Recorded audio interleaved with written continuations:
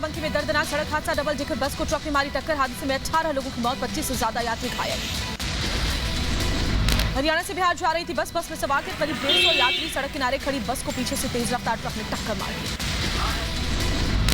दरअसल तकनीकी खराबी की वजह से सड़क किनारे बस खड़ी थी, कई यात्री भी नीचे उतरे हुए थे, तभी पीछे से आए तेज रफ्तार ट्रक ने टक्कर मार दी।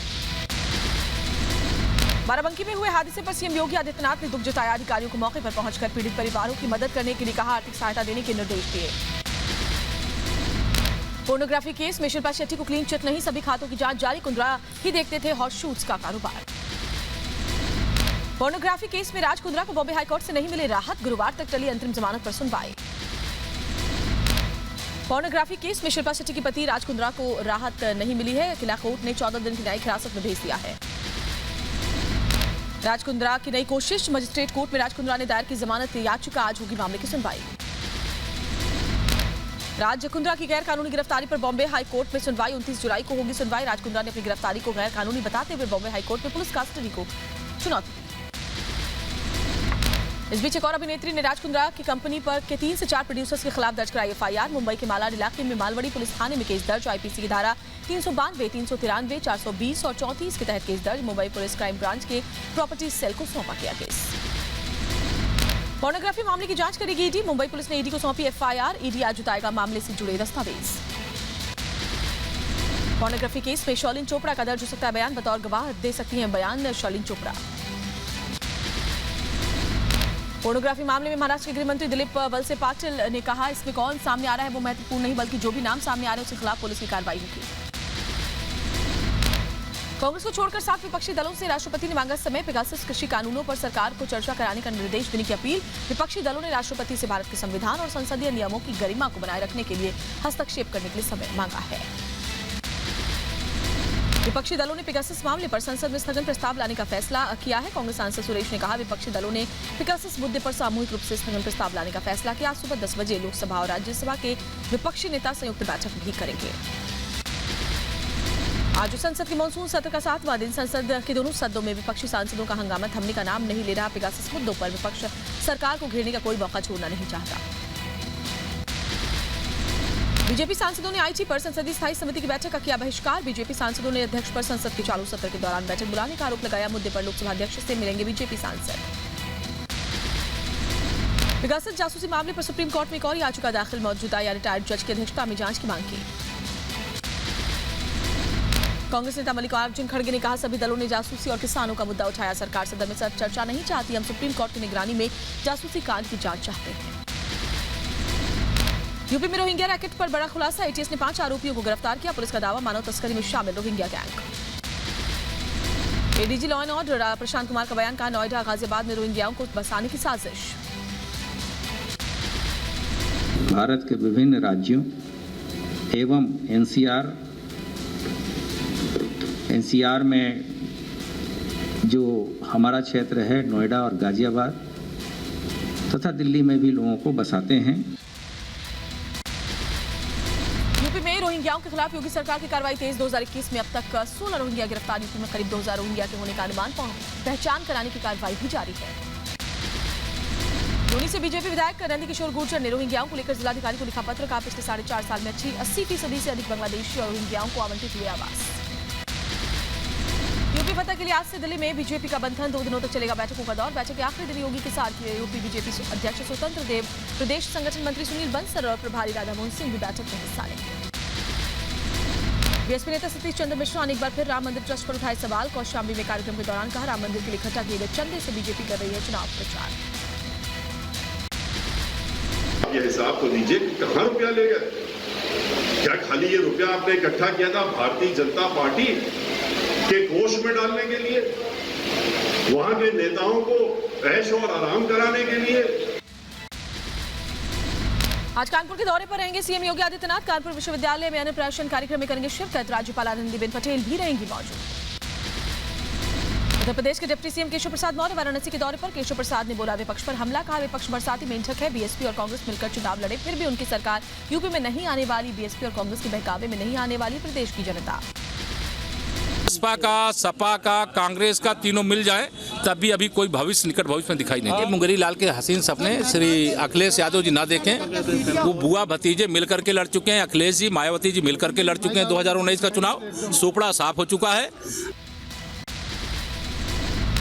आज बीएसपी का प्रबुद्ध वर्ग सम्मेलन यूपी के रायबरेली में सतीश चंद्र मिश्रा होंगे सम्मेलन में शामिल। दोपहर करीब 3 बजे सतीश चंद्र मिश्रा पहुंचेंगे रायबरेली। कानपुर में अखिल भारतीय ब्राह्मण महासभा ने कुख्यात अपराधी विकास दुबे की प्रतिमा लगाने का ऐलान किया। कहा, जब फूलन देवी की प्रतिमा लग सकती है तो विकास दुबे की क्यों नहीं। लखनऊ में हड़ताल करने वाले एम्बुलेंस कर्मचारियों के खिलाफ एस्मा एक्ट के तहत की गई कार्रवाई। 6 सूत्री मांगों को लेकर कर्मचारियों ने किया था काम करने का बहिष्कार। एसोसिएशन के पदाधिकारियों के खिलाफ कर्मचारियों को भड़काने और सरकारी सेवाओं में बाधा डालने का आरोप है। 2024 को लेकर विपक्ष को एकजुट करने में जुटी ममता। आज दिल्ली में कांग्रेस अध्यक्ष सोनिया गांधी से करेंगी मुलाकात। शाम 4:30 बजे कांग्रेस अध्यक्ष सोनिया गांधी से 10 जनपद पर मुलाकात होगी। अपने दौरे के तीसरे दिन आज ममता दिल्ली के सीएम अरविंद केजरीवाल से भी मिलेंगी। पिछले दिनों कई मुद्दों पर केजरीवाल ने ममता का समर्थन किया है। इससे पहले कल प्रधानमंत्री मोदी से भी मिली थी बंगाल की सीएम ममता बनर्जी। करीब 45 मिनट तक चली थी मुलाकात। बंगाल विधानसभा में जीत के बाद पहली बार दिल्ली आई ममता बनर्जी। ये मोदी के साथ बैठक के बाद बोली ममता बनर्जी। कहा, कोरोना और वैक्सीन पर चर्चा हुई। बंगाल को दूसरे राज्यों से कम वैक्सीन मिली। पीएम से ज्यादा टीके की मांग की। पेगासस विवाद पर बोली ममता बनर्जी। कहा, प्रधानमंत्री सर्वदलीय बैठक बुलाई। जासूसी कांड की जांच होनी चाहिए। पेगासस में मैं चाहती हूँ कि प्राइम मिनिस्टर एक ऑल पॉलिटिकल पार्टी मीटिंग बुलाए। मीटिंग बुला के सबको साथ बात करके ओपिनियन लेके कोई ना कोई सुप्रीम कोर्ट से इंक्वायरी हम लोग को होना चाहिए। ममता बनर्जी का मिशन दिल्ली में कांग्रेस नेता कमलनाथ से मुख्यमंत्री ममता बनर्जी की टीएमसी दफ्तर में मुलाकात। काफी देर तक कई मुद्दों पर चर्चा हुई।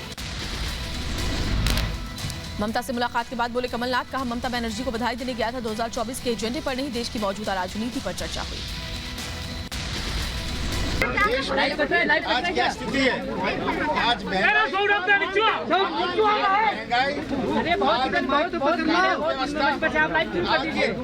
दबाने ये राजनीति पर आवश्यक बात करें।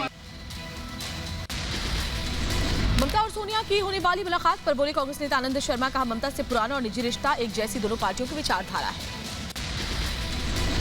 मुकुल रॉय ने ममता बनर्जी से मुलाकात की कही बात। कहा, हम आए हैं तो दीदी से मिलेंगे। सभी लोग एकजुट होने की कर रहे हैं कोशिश। असम और मिजोरम की सीमा पर हुई हिंसक झड़प पर केंद्रीय गृह मंत्रालय ने मोर्चा संभाला। आज होगी गृह सचिव के साथ दोनों राज्यों के मुख्य सचिवों और डीजीपी की बैठक। केंद्रीय गृह सचिव अजय भल्ला बैठक की अध्यक्षता करेंगे। असम मिजोरम विवाद पर गृह मंत्रालय की नजर। विशेष टीम हालात पर नजर बनाए है। संवेदनशील जगहों पर अर्धसैनिक बलों की तैनाती की गई।